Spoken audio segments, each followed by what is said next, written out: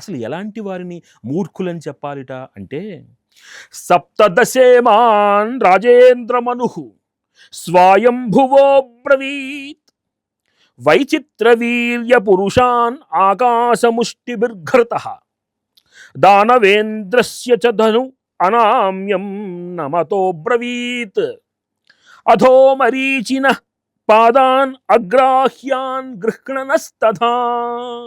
కొంతమంది మూర్ఖులు ఉంటారు. ఈ మూర్ఖుల యొక్క ప్రభావం ఎలా ఉంటుంది అంటే, వారి ఆలోచన ప్రవర్తనావళి ఎలా ఉంటుందంటే, ఆకాశాన్ని పిడికిలతోటి నేను బిగిస్తాను, ఆకాశం ముష్టిభిర్ఘృతః, నేను ఆకాశాన్ని నా యొక్క పిడికిలిలో బిగించి వేస్తాననుకుంటాడు ఒక్కడు. వంచడానికి వీలు కానటువంటి ధనస్సుని, ఒక ఇంద్రధనస్సుని నేను వంచుతాననేటువంటి వాడొకడుంటాడు. పట్టశక్యము గాని చూడశక్యము గాని సూర్యకిరణాలను సైతము తాను ఒడిసి పట్టాను అనేటువంటి ప్రయత్నం చేసేవాడు.